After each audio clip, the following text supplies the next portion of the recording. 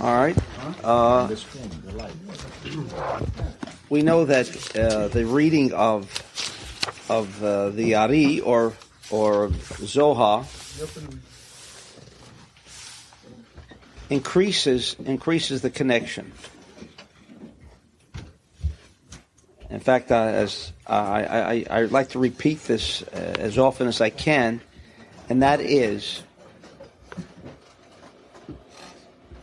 with Kabbalah, now here the entire system is clearly defined by the Ari in his Gates of Meditation and the topic of Pesach. Very clearly defined just how to create the maximum benefit. The maximum benefit.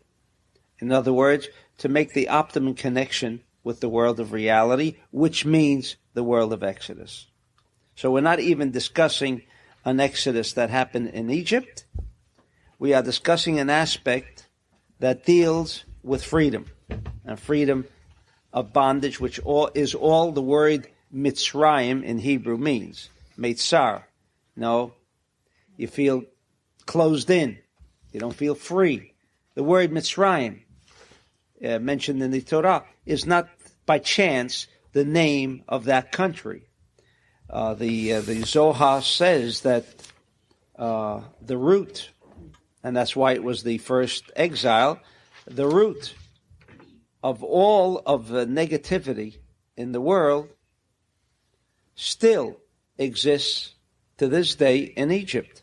In fact, the Ari went there 13 years and studied in seclusion so as to minimize the effect of this negative center of energy. Like Jerusalem is the center of positive energy, Egypt is the center of this negative energy of the desire to receive for oneself alone. And that's why, in fact, you notice that the pyramid has a reverse appearance than the Magen David, right? You notice that the bottom of the Magen David comes to a point, right? And looks like an inverted pyramid. And this is not by chance, because they knew how to expand that center of energy, of negativity, whereas we know the focal point of creating the energy of the world of reality, of freedom, is by restriction, and therefore it comes to a point. The bottom comes to a point. So the Magen David is not something by chance. It has more significance that we can ever dream of. But for the purpose of our software this evening, we come to now the aspect of maror, right? It is the root, which is generally grated, and that is very bitter. Now, the Ari says, Vinyan hamaror, b'gematria mavet. In other words, even the word maror, which is merely translated as bitter herbs, from a Kabbalistic point of view, has nothing to do with how you translate it. If you want to, translate it as candy. That's perfectly all right. If you think you want to translate it as cup, that's also all right. Now, why is the word maror? Because that's a clue. It's a code. It's a key. It's a key on the board. If you want to press a particular or arouse a particular energy intelligence of the cosmos through maror, through this form of herb, as we might call it. Now, we know the power of herbs. In fact, insofar as the Ari is concerned in his Gates of Meditation, today there is a gradual leaning towards homeopathy, the benefits of herbal medicine, etc. The Ari says the ultimate, I say this is what the Ari says, the ultimate in cure-alls, the ultimate in restoration of a perfect body lies in herbs. And while at the present time in his Gates of Reincarnation, he mentions every conceivable herb that is necessary for the complete restoration, of the physical body. Because while some of my friends here might think, We are here to renounce worldly effects, right? We're only going to become very religious, and we're going to now try to hold on to the world of reality, which means we must renounce all physical or corporeal existence. But since we are all Kabbalists here, like the Ari, I'm saying all. I say all. No. All. Didn't I go? You mean all right here? Did it come out like that? But the Ari was a very wealthy individual. Wealthy individual. You might say the insight of the Ari was that he took this corporeal wealth, which is essentially an illusion, but once he connected it to the world of reality, it served as fuel. There's nothing wrong, with fueling the motor. I mean, you need the body of it's like fuel of an automobile. Is it the fuel which is what we're seeking in an automobile, or the comfort of the automobile? But you can't make that automobile do the things you want it to do, provided you inject fuel. So the fuel, which is this illusionary corporeal reality, is to be combined with the objectives. The objectives is to achieve a sense of reality, the real world, the world where there is no doubts, uncertainties. How to achieve that is by being exposed to the comforts of the corporeal illusion. It is then, what are we going to do with it? Are we going to fuel the realm of reality, or are we going to live with our corporeal, physical manifestations of wealth, money, food, or whatever, and not make the connection with the world of reality? Because one without the other does not work, no different than the body without a soul, or the soul without a body. One cannot become manifest without the other. So you need both. You need both. What we are making an attempt this evening and that evening of Pesach is to bring the Yud Kei together with the Vav Kei, to bring the world of reality into the realm of the physical corporeal reality, and therefore everything around us, everything that we are surrounded with, will become for us the world of reality. And therefore, whether I have more or I have less, nothing will change. Nothing will change. We will still be connected with the world of reality. Therefore, maror, which is translated bitter herb, only because that is what essentially the manifestation of maror produces. A feeling of what? Bigematria mavet. If you've ever taken a kazayat, which is the amount that is necessary to encompass and embody the power, the internal energy of maror. So you need a kazayat, right? The size of an olive, smaller or larger. Now, if anyone ever makes an attempt, I don't know if you've ever, but I have, made an attempt to eat this maror, in that I can almost tell you taste the kiss of death. You almost feel you're passing out. And so there are many who hesitate to go through that procedure. But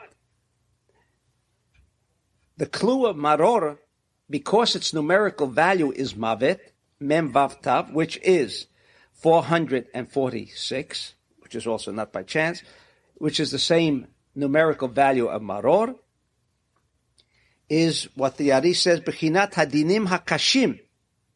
And furthermore, he says, in other words, there's tremendous amount of negative energy to the extent that it can produce death.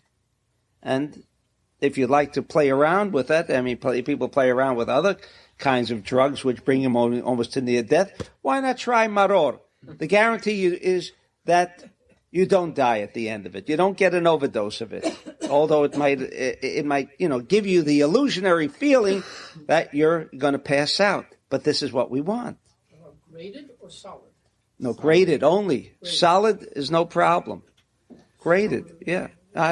Well, yeah. The opposite. Is it the opposite? The opposite. If you eat it without, it'll even be worse. Really, Yeah. God forbid you pass out. Yeah. Solid. But when you smell the solid, you don't get the You kind have of to a, peel it at the last second, right. and then you bite. We're making it easier by just Okay, trying but to- what's that? Smoke comes out. Smoke comes out. Okay, all right. You mean grating is actually reducing it a little? Okay, all right. Anyway, he says shetzarich letachnen ulaasen b'shinayim kedei lematei kamrirut shebehem. In other words, you can't just swallow it. You got to chew it and chew it and chew it and enjoy it. Enjoy it, but actually, the physical illusionary experience is not one of enjoyment. It is mavet. It is mavet. At least, there's a little comfort. You ask the Pisces, how do they feel? They're usually confident. They're in the water. They don't want to make waves and so on. But this makes a lot of waves, like Eitan says. I mean, the smoke comes out of your ears. So this is not exactly what the Pisces would be looking. What? It's a very strong liquid. You mean a heated one, burning, scalding? Maybe that might be. We might compare it to that. But in any event, when we have the maror, it represents, as some will say, the experience of what the Jew went through. Right? Now that's not wrong, except for another reason. Sure, they went through that, but why did they go through that? Because they experienced a bitterness. But again, we must understand that there was no bitterness. They weren't in a hurry to leave. Things were great, and constantly they reminded themselves of the good times that they had experienced in Egypt, to the extent that they complained why they even left. Even after seeing the 10 plagues and the splitting of the Red Sea, and then manna from heaven, water coming out of a stone. I mean, how much more do you want? Isn't that the good life? Not for the Jew.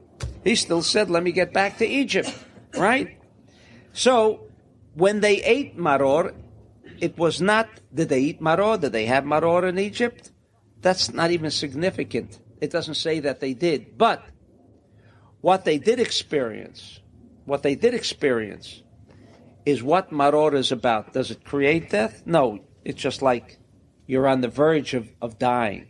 You feel that. You just can't breathe. It's all over with. Like you said, like going into a mikveh and then you're completely surrounded, you drowned and it's all over with, right? It's like almost all over with. But the reason why we will eat that maror, because you notice, where is its location? Its location is the central column of the upper triad. The central column of the upper triad. It is the neutron. You have two triads, right? You have the upper triad of the Magen David, and you have the lower triad, right? One deals with the world of reality, and one deals, or let's say the potential, and one deals with the world of manifestation. When we eat the maror, when we experience near death, and that's why it numerically adds up to mavet, is because we're in essence reenacting what they did with the zroah. But rather than it's easy to burn the lamb, now what about burning oneself? Burning out the desire to receive for oneself alone. There is one aspect, one concept, one need for all humankind that there is no price for. In other words, everyone would be prepared to relinquish himself or herself of all the physical, corporeal reality that exists in this world. For what reason? For one reason. What is that? Life. Life, not to die. There is no price that we can place that someone would say, you know what, too expensive. There is no such animal, right? To say too expensive for life, that's a complete cancellation of everything that is physical and corporeal, right? So the reason why this maror, which reenacts for us this kind of feeling that we have achieved near death and let it come. This is restriction in its most optimum degree, canceling out the desire to receive for oneself alone, which is manifested where in its most intensity? The body. The body. This illusion that we want life, because if you believe in reincarnation, you know that there is life anyway. It's like you go from one station to the next station. In between, you pass through the tunnel, right? It's dark. If the lights of the train go out, you're nowhere, right? You're not anywhere. Nobody's anywhere. And then suddenly you come to the next station and there's, again, a reawakening. So what is in essence death? What is the fear of death? The unknown. But if you knew that reincarnation would take care of everything, then you go. And if everybody must have that same kind of feeling, because if you're in a family that some agree and some do not agree, some believe, then again, you feel bad because of the others who may not understand. But the reason that the maror is placed in this software, and this is the software, and this is the meditation. Again, mind over matter. Can we bring out the best of that herb? Because a herb is an element, as the Ari says, for completeness and restoration of the body. Therefore, we make use of maror in this instance. Then we come to the charoset. This is supposed to be a mixture of various aspects. Now, according to, and I don't know all of them, but according to Rabbi Chaim Vital, it consists of wine and well, let's say 3. I just want, if I can find it for you in the Ari, where he mentions that he had gone to visit the mother of Rabbi Isaac Luria to determine what does charoset really mean. Again, it consists of, according to the Ari, of 10 aspects. 10 aspects. 3 which deal with herbs, and 7 which deals with the material that comes from trees. Right? Wine, you have an apple, you have egozim. These are all things which are not grown in the ground. This charoset, again, is not something, while it does not contradict the aspect that charoset is, as the Ari, and I want to read the Ari, which makes everything stronger for us, hu zecheletit, to the mortar, you know, that the Jews in Egypt had to create, the mortar, right? And this is where, on the lower triad, again, the right side, that's immediately a clue. And in fact, this sphira we have to designate as Netzach.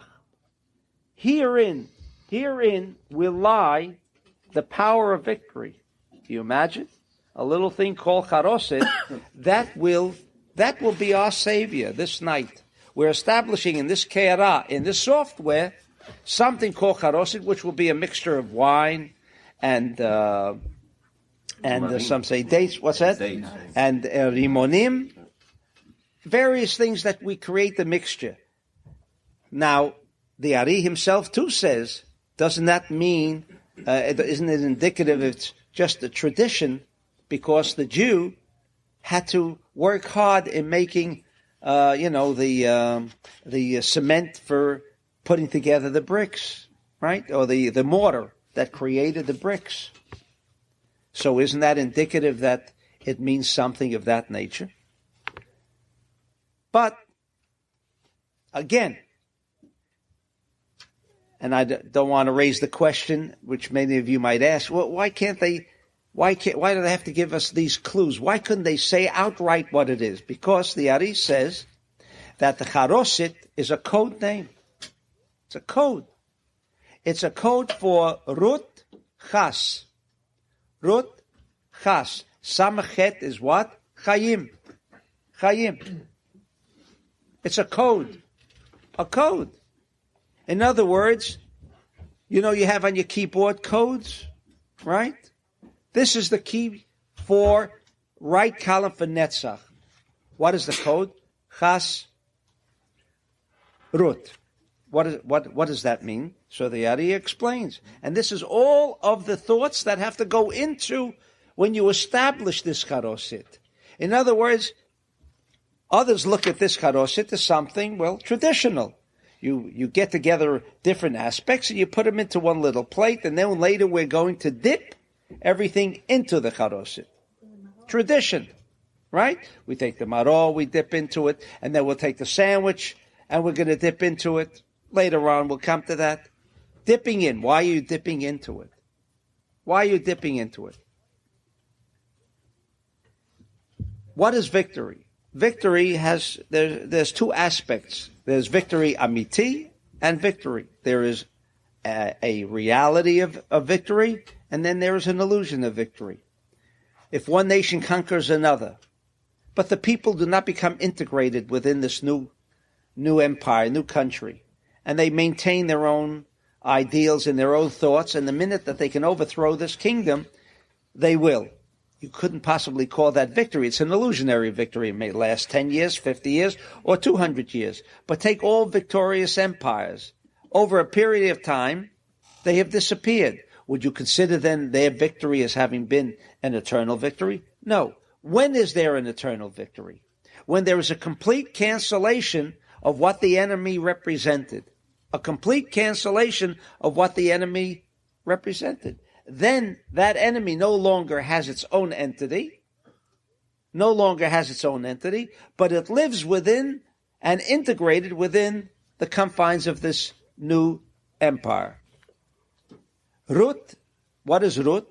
Ruth was the grandmother of King David. What did King David represent? King David represented the world of Malchut. You see warfare, and the reason he couldn't build the Bet HaMikdash, because he had blood on his hands, right? When we make this mixture, in essence, what we are doing is putting life into death. Restoration of death, which was Ruth, meaning warfare, bloodshed, which is in the month of Madim. Why was Moshe chosen? Because he's the Sfirat of Netzach. What does that mean? He's the Sfirat of Netzach. The translation of Netzach means victory. But Mars has two energy intelligences. One called warfare, bloodshed. Therefore, the word dam is in the Hebrew word for Mars, ma'adim, blood. And that's what Ruth stood for. She created the offspring of bloodshed. But in this combination, we also have the word sach, chayim, chet yud yud mem, which means life, adds up to 68. Again, a code, a combination of a word called charoset. There is no such Hebrew word, in fact, found anywhere.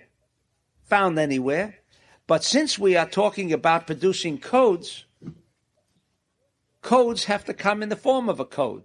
And therefore, charoset represents sach because it meant a cancellation. When you instill life into death, what do you have? Resurrection.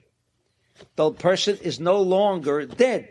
There's been a complete restoration, a complete change over from death to what? To life. Do you say now you have both? You either have death or you have life. You can't have, in this instance, both at the same time. It's either death or life. Even if someone is experiencing what they call a clinical death. A clinical death, the person is alive. He's breathing. You can't say he died. But where there is death, where there is supposed to be death, and then you instill life, you cancel out death. There can't be both factors at the same time. So the charoset represents netzach, meaning it cancels out the other. The other does not exist. So the blood of madim, meaning warfare. What is blood? Either you have to shed blood to achieve something, or someone else will be victorious, so you are the one who suffers. Either way, in that case, two people who have a conflict, what happens? Warfare, bloodshed. Now that could be a rough situation too. You can go through and by the skin of your teeth always manage to survive. But is that called living? No, that is not called living. So on this night of Pesach, we want freedom. What does that mean? Not that you always come out on top. Coming out on top does not mean that you have not been scarred. It does not mean because you have been victorious that the enemy has disappeared. It is only when there has been a complete cancellation, which is called netzach, is there life. In other words, the experience that we hope to achieve tonight, the night of Pesach, is a complete nullification. In other words, if I do have a confrontation, it will not be as if there's, they both came out with difficulties, but one has ruled over the other. That is not a successful war. It is the cancellation of your enemy, meaning not death, but where you have instilled life in him and he doesn't even consider you to be an enemy. He no longer considers you to be an enemy.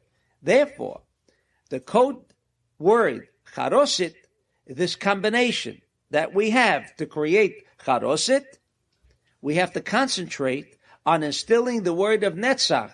That means that when we are victorious, we will be successful. We will be successful, meaning netzach means eternal. Eternal. And we will not only, what does eternal mean? What does eternal mean? Forever? It means like reality is forever. Why is it called eternal? Because there are no doubts of what's going to happen. It has all been established. That is eternal. It does not change from day to day. It does not change from month to month, because even if you are victorious in one case, tomorrow, someone might decide, or the same individual, that he's now going to place himself in a position of warfare. So that is the aspect of charoset. So we must designate, meaning we are going to bring out the energy intelligence through that code called charoset, the energy intelligence of netzach.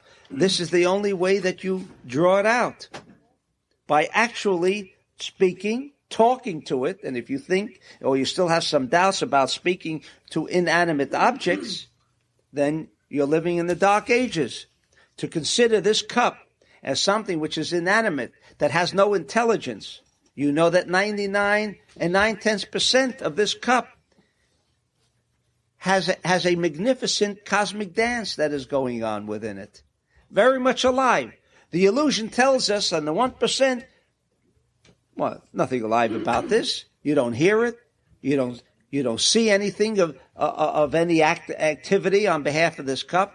But make no mistake that this cup is very much alive. Very much alive. The scientist says that. And insofar as the Ari says, he is discussing herbs, while herbs seem to be, once you've cut it, it seems to be something of an inanimate nature. And the answer is no. 99 9/10% of it is intelligence. So how do you connect with the intelligence?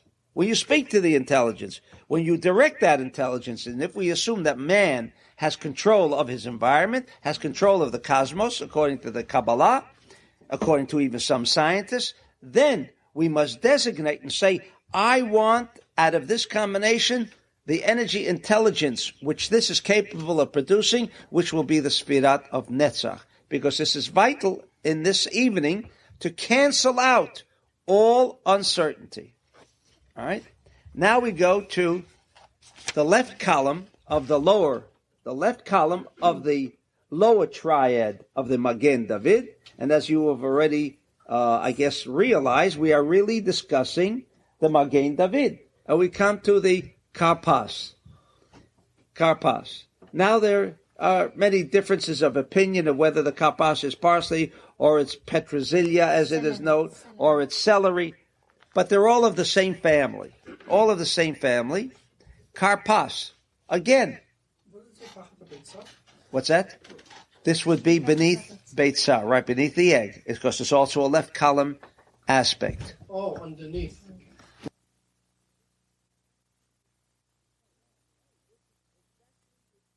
No. This is exactly the structure according to the Ari. So then why does it have to say it? What's that? Why does it have to say Tachat Beitzah? If it's there, obviously. Well, to know that it should be underneath that, right, directly underneath. But you must also remember. We are becoming technicians. This evening, whereas we usually can purchase our software programs, tonight we have to create our own program. IBM doesn't make this. No, nobody meanwhile makes it. We must make this software ourselves. If you do not structure the software according to the Ari, you have not made your connection, because it's only through software that you access into the hardware. There is no other way. It is not tradition. You just do this thing in whatever manner, and now I've done it the way tradition says to do it. And I don't know how many people are even doing it this way. But in any event, we are operating on the principle of the Magen David, which means an embodiment of energy intelligences. The upper triad, potential, level, a higher level, as thought is, and manifestation. Now, so we are discussing now the lower triad. We have karpas. The Ari would say karpas means samach perech, which means hard work. All right? What does it mean, hard work? Again, this is where tradition and religion made its entry. Samach perech. In other words, these Jews worked so hard, and we want to remember. We want to commemorate that occasion of their labor. Samach meaning 60 or 600,000, and therefore we are again that evening commemorating the hard work, and we're supposed to feel. We're supposed to feel, the pain of the Jews in Egypt that had gone through. I mean, this is the traditional interpretation of what karpas is about. But not the Ari. The Ari says it's Hod, the Sfirat Hod. It will represent for us the negative aspect of the lower triad. What about this working? And furthermore, if we are to remember this hard work of the Jew in Egypt, then how could you explain away we're supposed to have a beautiful meal, a wonderful youth? I mean, everything has to be of the highest class. I mean, do you really believe that's one way of celebrating someone who's just gone through misery? You think we should be dressed in rags? We should minimize any of the indulgence in wine, especially. I mean, wine makes you merry, if anything else. And yet we are told from a traditional point of view that karpas represents the aspect of working. And so again, the Ari says it represents hod, affliction. Because the word hod, like in the Hebrew month of Av, is called daveh, affliction. Again, a code. What's affliction? First of all, we got through stating that there was no affliction going on in Egypt. It was great. It was wonderful. And in fact, it was so wonderful that we ourselves, for those who still observe the night of Pesach, are merry. Did you ever see anyone cry at the Seder plate when they come to karpas? In fact, does it say anywhere, even in halakha, in the law, that weep? Feel uncomfortable.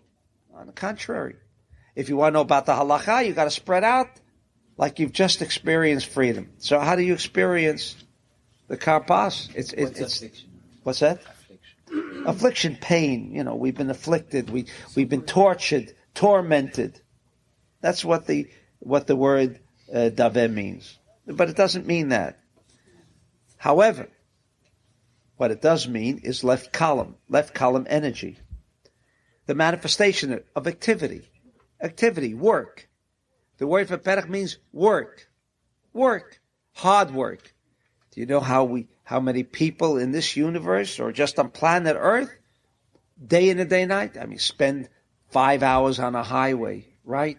Traveling to and fro from work. What a pleasant chore, right?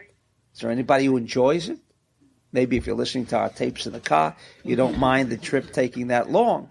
But by and large, look at all the activity we must go through to achieve something. And at the end, we go day in and day out. We never change from that pattern of misery, right? Because at the end, we visualize the objective. The objective is something that we're going to achieve. So to achieve seems to be combined with the amount of activity. And the answer is certainly not. It's negative. It's hod. That's affliction. That if you believe that the only way that you can achieve all that you need and all that you desire is only through activity, right? Through movement, through the desire to receive, because it's on the left side. So this karpas is a key word for establishing the sphira of hod, meaning there should be work, and there is going to be work, but we're going to take that karpas and we dip it into, according to tradition, into salt water. In fact, when do we eat the karpas? If you notice in your Haggadah, almost at the beginning, before you eat the meal. It's just out of place, as the Ari says. And according to tradition, as the Ari says, but he explains it a little differently, that the reason why we eat the karpas, it says in Halakha and the Gemara, that you eat karpas because children will ask a lot of questions. You don't want them to fall asleep. And they'll ask why. There's such a sumptuous meal that has been prepared for this festive occasion. Why are we now going ahead after we make the kiddush? Then we wash our hands, not for bread. We wash our hands, and then we eat the karpas, like out of nowhere. Out of nowhere. The answer is, the karpas is that energy intelligence that makes you do things, and at the end, 5 hours of traveling, what does it bring you? The liabilities is obvious and immediately known. The benefits of all of this hassle and all of this activity is always an uncertainty. The immediate results are very well known. Hassle. So we take this karpas, which this is, now where does hassle come from? How come some people will never travel? I can say, I have never experienced a rush hour. Never. Neither in a train, neither in a car. I avoid it. I made up my mind. I will avoid that. And yet, all over the world, there is a rush hour. The rush hour, right? Rush hour. Where are they rushing? Nobody's going to rush, since that's the time that you got to stand still, right? They call it the rush hour. Everyone is rushing. Where are they rushing to? So there is something cosmically which says it's worth it. Do it, right? Stop. Who's going to stop? This is the way I've been doing it now for 30 years or 10 years or 15 years. Now stop. So there is something on another level, because rationally, it doesn't hold any logic to give away so much activity for what might be a certainty. What might be a certainty. And furthermore, who says it has to be done that way? Maybe the same certainty can come and be arranged another way. But something there seems to have an influence over the whole world, called rush hour, as an example. Rush hour. What makes all these people decide, to go home then? There are some smart ones that don't. Will leave later, right? Don't rush home. But by and large, everyone will rush at that hour, whether it's in the train or whether it's in an automobile on the highway. What What compels these people to do this day in and day out, maybe for 30 years, to achieve what? It's just not in the realm of, it's an uncertainty. Why? Because maybe tomorrow, if I keep doing this, maybe tomorrow. But the results of his activity is known now. Stress, frustration, and everything that comes with it. That result he has immediately achieved, right? So what, stay home? Well, we're saying stay home is not the total answer. To eat too. You have to eat. You have to eat. You have to. Some of us. You have to take. Don't say that too loud. But we all live in the world of physical reality, and we are not here to renounce the world of physical reality. On the contrary, the Kabbalist always seeked out the physical reality, because through the physical reality he realized that he can achieve the ultimate reality. So it was not renouncing again, no eating, no clothes, no cars, no nothing. This cosmic event, because there is no logical explanation for the whole world, there was no meeting that everyone should decide to go through this madness, right? It's like on the Times Magazine, once a couple of years ago, between 5 and 7, most crimes are committed. Does that mean there was a convention of all criminals in the world, and they decided to perform criminal acts between 5 and 7? Same thing. Here, we think, well, because work ends at 5 o'clock, right? So everybody goes home. Is there maybe a cause why we decided that everyone should go home at 5? What would be wrong if they went home at 4 and came in at 7? Or did something. It's never changed yet. There's always talk about things like that. How come it doesn't change to alleviate this madness? And it is madness. Now that, I've given you the lowest of an illustration. Then there are things that are closer to home, that we do the same thing. Come home, either fight with your wife or fight with a child. It's the same thing. And then because it was a hard day here and a hard day. But it's this constant hassle that most people seem to have to fall into. It's a pattern. As if this is the world of reality. That never changes. Could that be the world of reality? This word karpas, this herb,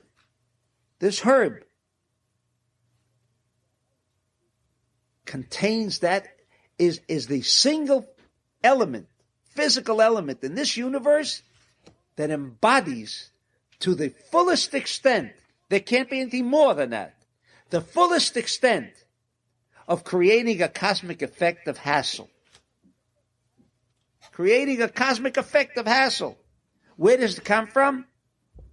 It's cosmic. It's an intelligence. It runs a pattern, so there's got to be an intelligence, even though we can't see it. The embodiment of this evil hassle idea, concept, is in karpas. That's why they chose the karpas as to be part of our software. Why? Because immediately, before we even begin, whatever we're going to begin, the hard work was the hassle, the uncertainty. Because if all of us knew tomorrow that we were going to win a lottery somewhere, would we be hassling now? The lottery is $80 million. Maybe some of us need more than that. It could be. But a sum that we wouldn't have to hassle. If you knew that was happening tomorrow, would you hassle today? Of course not. But what is it? You don't believe that'll happen. Is there another answer? You don't believe it. So what do you believe? That tomorrow is going to be better? Do we really believe that? No, along comes this cosmic event and says, tomorrow will never be really totally satiating. It's a myth. It's an illusion. See, that's an illusion. That tomorrow could be good, that's an illusion. That tomorrow will be miserable, that's reality. What a reality. So how do you take that thing and take control over it? Is there a way of doing it? That's why we take the kapas. And what do we do with it? Right away at the beginning, to show that all beginnings of anything that could be considered to be freedom is the removal of hassle. Perech, hard work. But hard work never killed anybody. On the contrary, physicians encourage us to do some hard work because all day we sit. We go from the sitting of a chair to the sitting of a car. What do they tell us to? Go out, chop wood, work hard, physically, right? That, they say, makes you live longer. Sitting on a chair, not hassling. That's it. So what it means here is hassle. To remove the reasons why there would be hassle.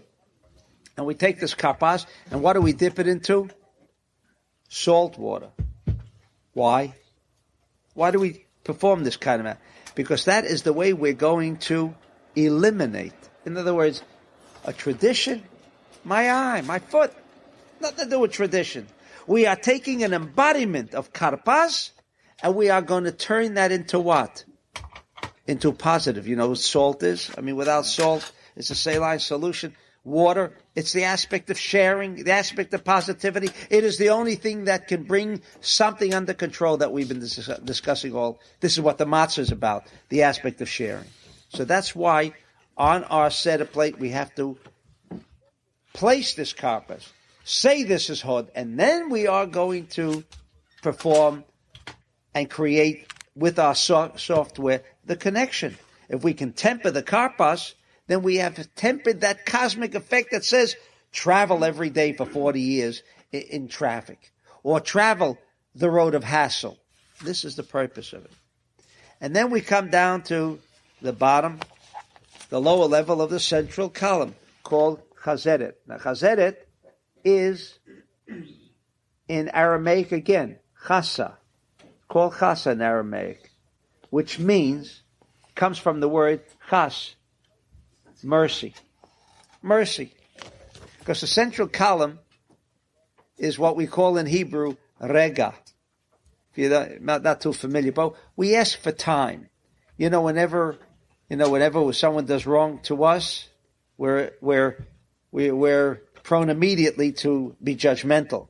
But if we do something, if we do something, or if someone wants to do something, we say that is coming to us. We say, give me time. Or if I do something wrong, give me time. I want to correct it and so on. Time. This chasa, which is Romaine letters, that's the way it's called, chasa, comes from the word chas, which means rachamim. It is only through, and this is again, that's yesod, the foundation. It is only through the aspect of not being judgmental. Someone told me the Jewish press, there was a large advertisement by anonymous people. We should stop speaking lashon hara, evil tongue, because with evil tongue you can destroy people. But anyway, it seems that we are judgmental, and this is very typical of even for 6 hours the Jews decided they needed someone in place of Moshe. They could have waited another 6 hours, but the Jew is very impetuous. He has no time. So for 6 hours, he blew the whole show, right?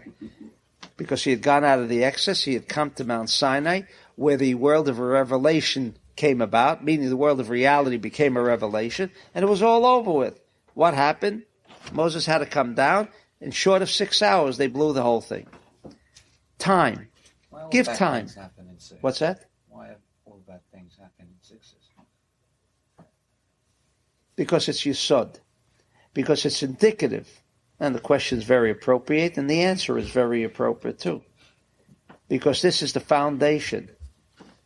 Not being judgmental. Not have a little empathy for somebody else. Have a little patience for somebody else. Have a little rega. Don't demand from others rega. Don't demand from others savlanut, patience, but that we ourselves must display it. And if we, at this point, are not going to, and this is the meditation, to draw out the energy of intelligence, which is in this particular herb, the herb of what? Patience, time, pity, not being judgmental. This is what we must establish, because without the yesod, without that foundation, then this is the sixth. So you want to know why everything is in six? Because this has been typical, like that little advertisement, not little, big advertisement, or that we are prone to be judgmental. We have little empathy for the people who disagree with us. 6 could be also good if we Exactly. 600,000 came out. That's right. 6 was good. That's And 600,000 perished in the wilderness. Right. That number perished. In any event, that is the foundation of all of this. You want to create your software. If you're not thinking of along the way of improving that yesod, again, the tradition will bring us nowhere, like it has not brought us anywhere for 2,000 years. There's got to be some change. I mean, you can't keep doing, running in traffic all your life, doing the same thing and getting somewhere. We have gotten nowhere in 2,000 years. So something must have been missing. And this might be the ingredient. Also 6 is in 2 sets of 3s. Yes. Which is The Magen David? No. Which is missing the central part of it. Like 9 is 3 times 3. And that's emet. Whereas 6 is sheker. It's 2 sets of 3. Right. And 2 sets is not enough because you need the central set. You need the next 3. The next 3 to complete. Okay. And the next 3 will then be the 3 matzot. The 3 matzot. Now, even here in declaring the matzah, which already has, by the baker, been subjected to a restriction, no rising, and subject to a restriction, that is not enough to establish the software. The Ari says, remember we discussed on page 163, Kuf Samar Gimel, remember the Ari discussed the difference between chametz and matzah, the difference of the chet and the hay, right? So the dominant factor here is piercing that chet, which means sin incidentally, or which is the desire to receive for oneself alone, and turning it into a hay. The 3 matzot, again, I think I discussed that on the tape, so I won't go heavily into it. But when we designate, we take a matzah out of a box and we say this is kohen. Again, what are we talking about? You declare a matzah, suddenly a kohen is now a matzah, or suddenly we now turn into matzot. So the one matzah is kohen, one matzah is Levi, and one matzah is Yisrael. These are only codes to tell us what do we have to do with these matzot. When we designate, again, if you don't believe that mind can control matter, then this whole session really isn't going to help you. If you're not convinced, then it won't help you. I'm not here to convince you, incidentally. But we are discussing intelligences. And just like when you try to sell somebody and you're not convinced about the product, you don't go too far with it. If you believe in what you're selling, you can have an effect on others. If you yourself don't believe it, you will have no effect. Maybe a few, but it will not have a lasting, an eternal effect on whatever you're trying to do.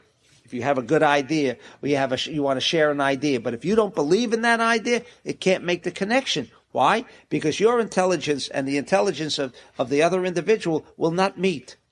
Therefore, when we pull out that matzah, we have a code name called Kohen, which means right column. When we pull out the next matzah and we say this is going to be Levi, we're talking about negative energy intelligences. We are talking to the matzah. Now, every matzah contains 3 aspects. There are atoms in there. They contain 3. I will determine which one is going to be dominant. When I say this matzah is Kohen, I'm directing that matzah, and I'm talking to that matzah, which is the way you have to do it, like you would talk to an individual. Because I said, the scientist has told us, there's a tremendous cosmic dance that goes on in inanimate objects. So it's not we're talking to the wall. Sometimes we are talking to the wall in a sense that it hears. The walls have ears.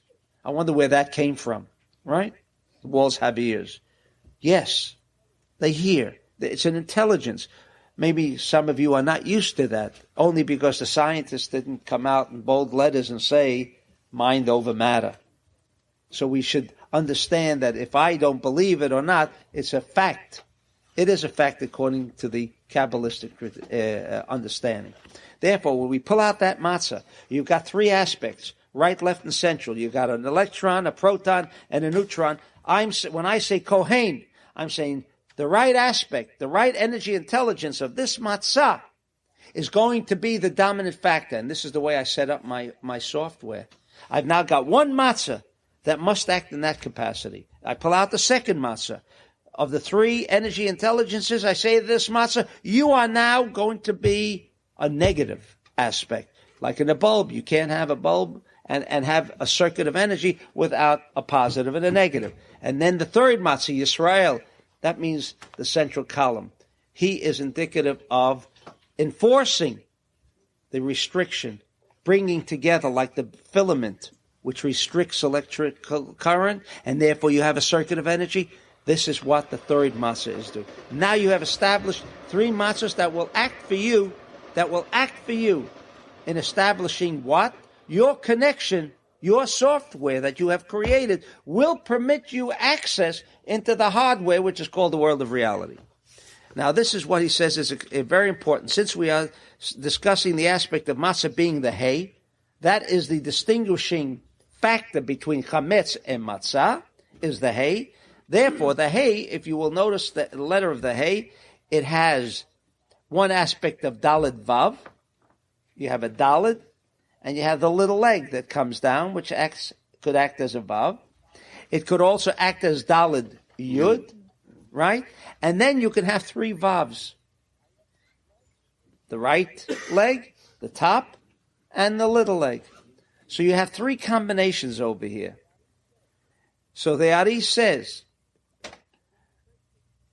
when you break the matzah, you break the middle matzah, right? If you're familiar with the seder in it, and you should have if you don't know Hebrew, I mean, it should be a good Haggadah, which tells you, again, in detail, but what I want to at least provide you with tonight is the energy intelligence that must be aroused. It's true. This cup, you see, is inanimate. Only to the extent that you say it is inanimate. The moment it is not, it'll do your bidding. So what do you designate? How do you designate is by arousing the particular energy intelligences, which is described here. Now, almost in the beginning, it's actually the fourth stage is yachatz. You break the middle matzah, it says. Why do you break the middle matzah? And one should be larger than the other. Because that middle matzah, and you must designate it as such. Daled means poor in Hebrew. So the smaller matzah is going to be used during the meal.